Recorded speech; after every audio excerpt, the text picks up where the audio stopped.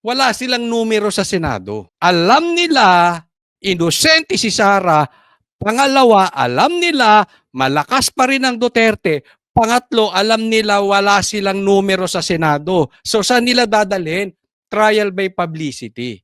Ganyan naman ang ginawa nila eh. Huwag na tayo magpangalan, pero kayong mainstream media, yan ang unang hinawakan ng administrasyong ito. May mga bayarang mga bulag sa inyo. Isa ka nakakita, Speaker of the House hindi makapag-speak.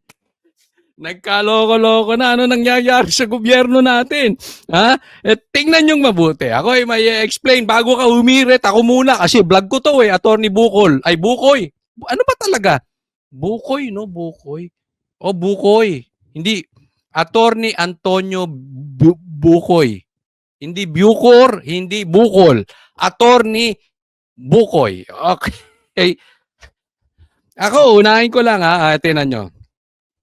Kung ang si BP Sara ay naghahanda na to defend herself dahil talaga namang matitinik na mga abogado ang hinanda ni mga porton-porton yan ha. Parang pangalan ng sigarilyo. Basta puro mga dekalidad, dekampanilya. Oh, ano naman ang paghahandang ginagawa ni Tamba?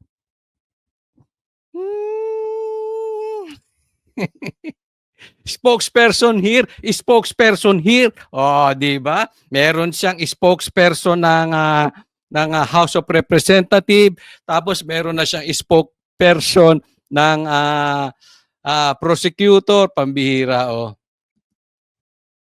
Dito pa lang malalaman mo na kung si BP Sara ay talagang ready harapin ang batas, etong si Tamba handang harapin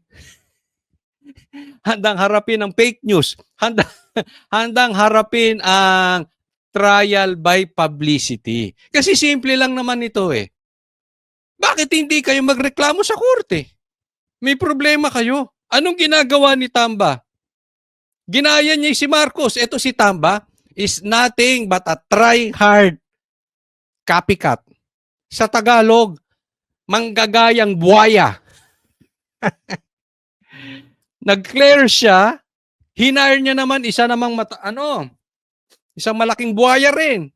Si Attorney Abante. Tapos nag-hire din siya ng prosecutor. Dito pa lang alam na natin kung ano ang plano nitong pinsan ni Marcos, at dito pa rin alam na natin na kung ano ang patutunguhan ng administrasyong Marcos. They will do everything gawin itong trial by publicity. Wala silang kaplano-plano na ito ay labanan ng tapat sa Senado. Una, dahil wala silang ebidensya.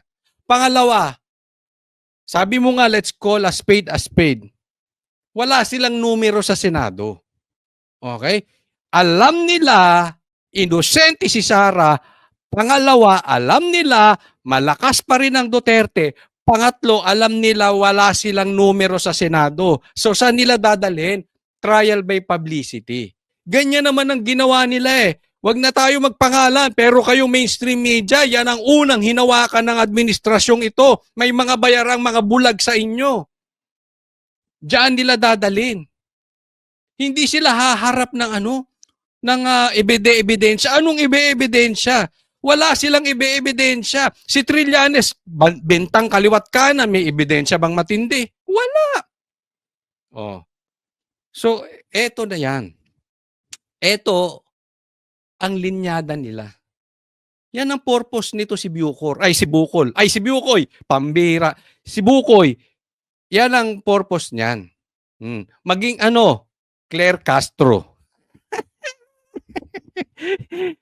Pag mabaho talaga ang pag talagang mahina ang pagkatao at puro kapalpakan ng ginagawa, mag-hire ng spokesperson. Bakit? Mahinang tao eh. Saka nakakita, Speaker of the House hindi makapag-speak. Si Tambaluslos lang yan, pambihira. Oh.